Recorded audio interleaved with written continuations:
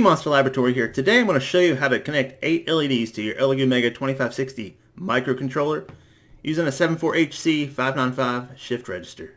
Check it out.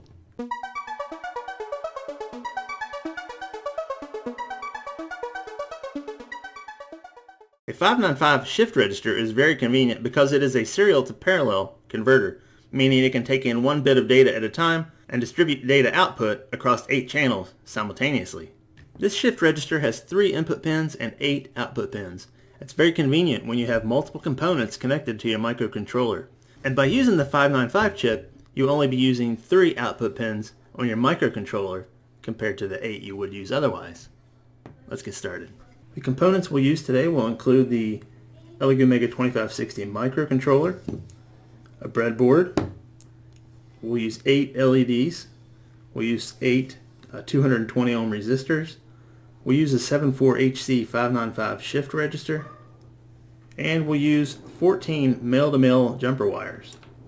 Here I've explored the outer limits of my artistic abilities by this high-definition rendering of the 595 shift register. Locate the dimple here, and then to the left of that is the first pin. Q1 through Q7 are your output pins, and they should be connected to, well in our case, they're going to be connected to LEDs. And pin 15 over here, Q0, is also an output pin as well. Pin 8 should be connected to your Arduino ground pin. Pin 9 is your QH pin. This pin allows you to add on more 595 shift registers while multiplying the number of output pins and allowing all extra output pins to have that same clock signal. This is our shift register clear pin. This allows us to reset the entire shift register, making all of its bits 0. Pin 11 is the shift register clock. This chip is clock driven, and in order to shift those bits of data into the shift register, the clock must be high, and it's at this point when the data is transferred on what they call the rising edge of the clock. Pin 12 is the register clock latch pin.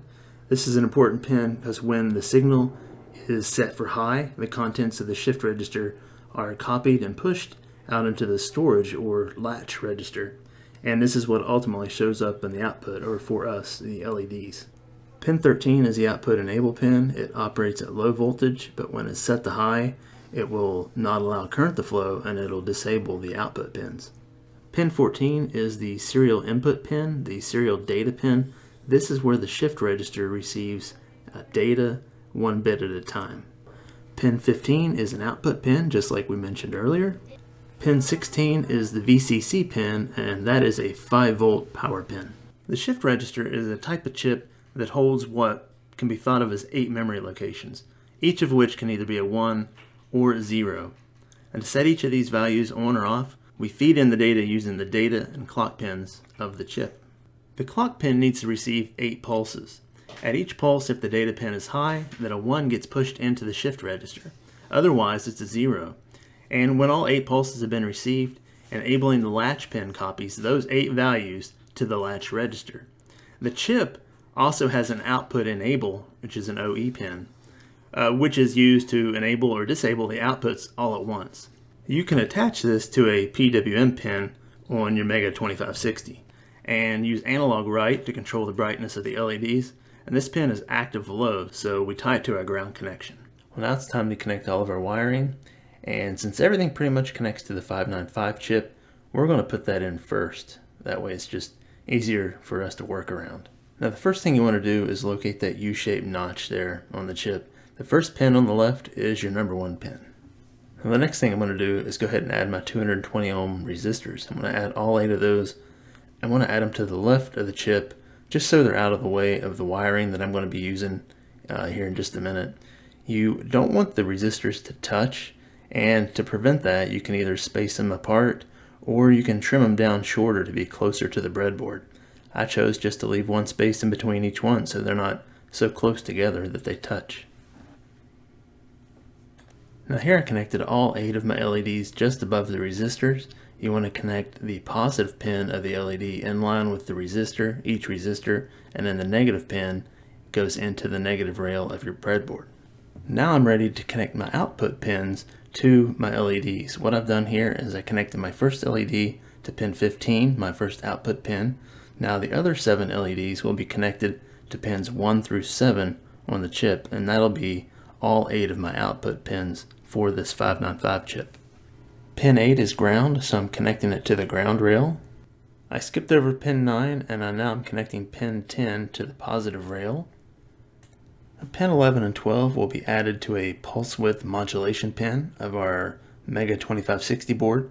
So pin 11 will go to our PWM pin 9, and pin 12 will go to our PWM pin 11. Pin 13 will go to a breadboard ground rail. Pin 14 will go to PWM pin 12 on our Mega 2560 board. Pin 15 was the very first connection we made to our LED, and pin 16 will be connected to the positive rail of our breadboard. Now here I just made a connection between the top and bottom ground rail on the breadboard. Now connect the Mega 2560 ground pin and 5-volt pin to your breadboard to supply some power. If you happen to need it, here is the schematic from the Elegoo tutorial. Now the first thing we're going to do is go into our Elegoo folder, and we're going to go to the code, and we're going to go down here and select lesson 24, the 8 LED with the 595 shift register. So we're going to open the program so that the code will already be there. The first thing we can do is come here and see that there are 3 pins that are defined that we're going to use. And these 3 pins correspond to our Mega 2560 digital pins. You can see pin 11, pin 9, pin 12, and they are connected to the latch pin, the clock pin, and the data pin. So down here we see a variable called LEDs, and it is defined. And this will tell us whether our LEDs are on or off. Now the data type byte represents numbers using 8 bits, and each bit can be either on or off. So this will tell us which of our 8 LEDs are on or off.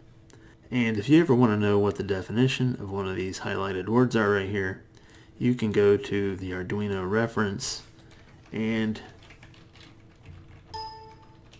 BYTE, we can type in byte, and we get a couple different, there we go, byte right here. We can click on that, we can read the definition for it. It gives you a description. A byte stores an 8-bit unassigned number from 0 to 255, and it gives you the syntax and the parameters, so that helps out a little bit when you're trying to figure out what in the world's going on over here. Now if you come down here, you see the setup function. It just sets the digital pins, the 3 digital pins we're using, to be outputs. The loop function starts out with all the LEDs off because the variable leads has a value of 0. Then we have an update shift register, and that will send the LEDs pattern to the shift register so that all the LEDs turn off. Then the loop function pauses for half a second or 500 milliseconds, and then it begins to count from 0 to 7, and it'll use the for loop and a variable I. And each time it'll use the Arduino function bit set to set the bit that controls the LED and the variable LEDs. We then have another update shift register so that the LEDs update to reflect what's in the variable LEDs. There is then another half a second delay before I moves on to light up the next LED. The function update shift register, it works by setting the latch pin to low and then calls the Mega 2560 function shift out before putting that latch pin high again. And this takes 4 parameters. The first 2 are the pins to use for data and clock, and the third parameter specifies which end of the data you want to start at, and we're starting with the rightmost bit, which is referred to as the least significant bit. The last parameter is the actual data to be shifted into the shift register, which in this case is LEDs. Once you've uploaded the code from the Arduino IDE, your project should look something like this, with the LEDs being totally off and then sequentially coming on one at a time and then going back off again and repeating that loop.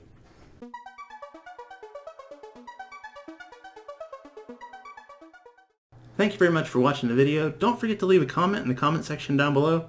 If you enjoyed the video, don't forget to click on that thumbs up, subscribe, and I'll see you again very soon.